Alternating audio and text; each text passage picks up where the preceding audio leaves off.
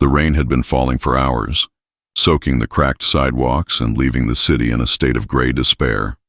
Streetlights flickered against the damp air, and cars rushed past without noticing the figure standing near the doorway of an old building. She was shivering, her thin sweater clinging to her skin, her arms wrapped tightly around a small bundle. Inside that bundle was her daughter, tiny, fragile, and sleeping in innocence, unaware of the storm both outside and inside her mother's heart. Her name was Laila.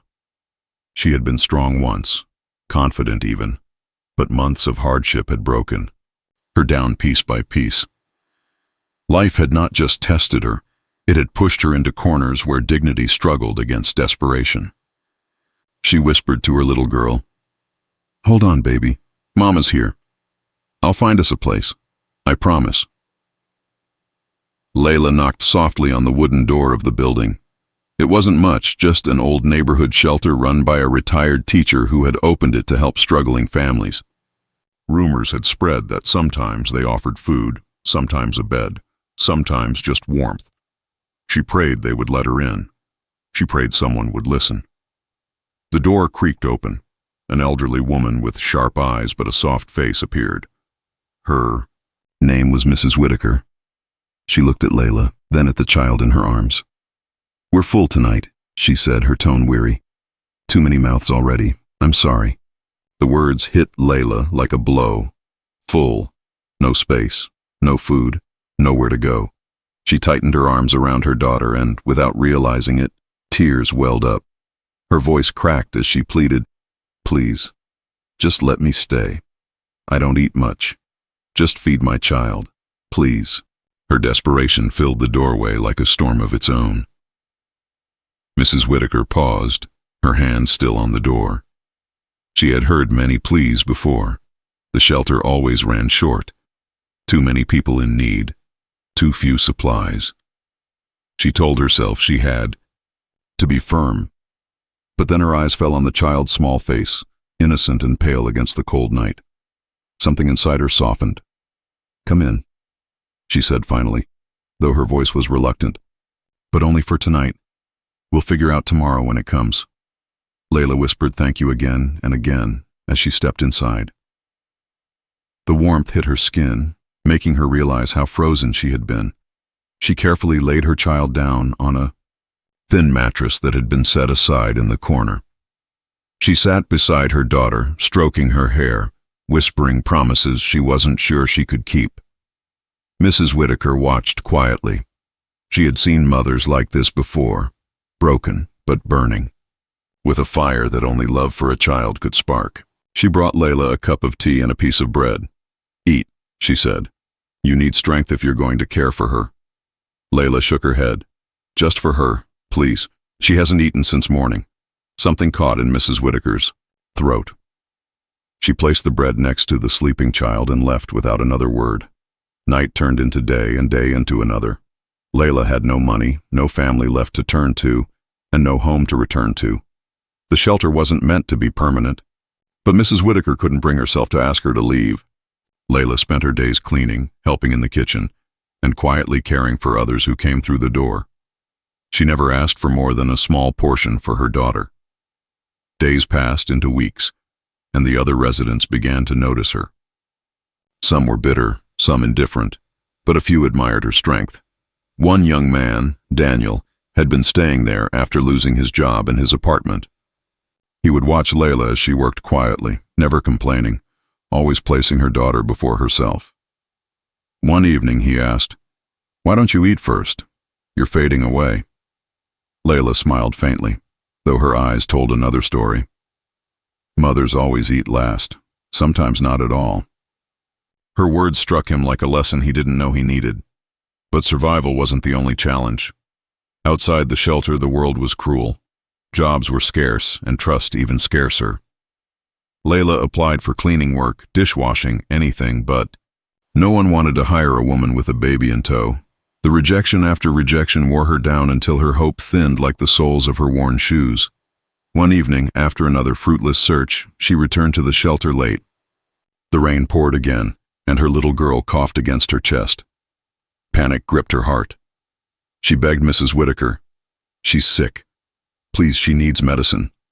But the shelter had no funds for such things.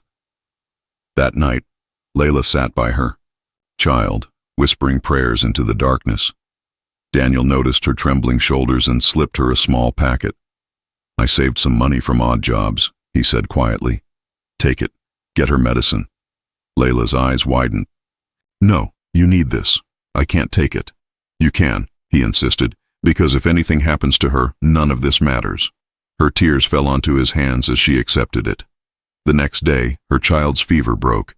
She wept in gratitude, not just for the medicine, but for the reminder that kindness still existed in the world. Word of her story spread quietly among the shelter's residents and eventually reached the ears of a local journalist who often volunteered there. She asked Laila if she could share her story, but Laila hesitated. "I don't want pity," she said. "I just want a chance to stand again." But the journalist told her, sometimes, sharing your story isn't about pity. It's about reminding people that humanity still matters. Reluctantly, Laila agreed. A small article appeared in the local paper describing the young mother's plea. "Please just let me stay. I don't eat much. Just feed my child." The words pierced hearts across the city. Strangers called the shelter, asking how they could help. Donations of food and clothes poured in. One woman, a business owner, who had once known the taste of poverty, reached out directly. She offered Laila a job at her cafe. It wasn't glamorous, but it was stable, and it allowed her to bring her daughter with her. For the first time in months, Laila held a paycheck in her hands. It wasn't much, but it was hers. It was dignity. It was hope. She still lived at the shelter for a while, saving every penny she could. Mrs. Whitaker, though tough on the outside, often found herself watching Laila with quiet admiration. She realized the young mother had become more than just a guest. She had become an example to everyone who walked through those doors. One evening, Mrs. Whitaker pulled her aside. "You know, when you first knocked on my door, I almost turned you away." Laila smiled softly, her eyes glistening. "But you didn't, and that changed everything." Mrs. Whitaker placed a hand on her shoulder. "No, my dear, you changed everything. For all of us." Months later, Laila moved into a tiny apartment with her daughter. It was nothing fancy, just 2 rooms with peeling paint and creaky floors, but it was theirs.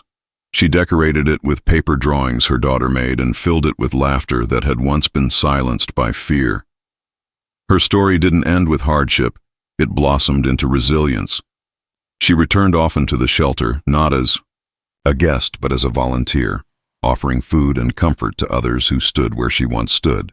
And every time a desperate face appeared at the door, begging for a chance, Mrs. Whitaker would remember Laila's words and never hesitate to say, "Come in." Because sometimes all it takes to change a life is to listen to one plea, to offer one act of compassion, and to believe that even in desperation, dignity deserves a chance to survive. And Laila never forgot the night she said, "Please just let me stay. I don't eat much. Just feed my child." It had been her lowest moment, but it became the seed of her greatest strength. Her daughter grew up not remembering the cold nights of hunger, but the warmth of a mother who never gave up. And in that small apartment filled with love, they built a new story, one of hope, one of second chances, and one that proved the world is still changed by kindness. So, whenever life feels too heavy, remember Laila's journey. Sometimes the difference between despair and hope is simply someone who chooses to say yes when the world says no. Like, comment, and subscribe for more heart-touching stories that remind us of the strength of the human spirit.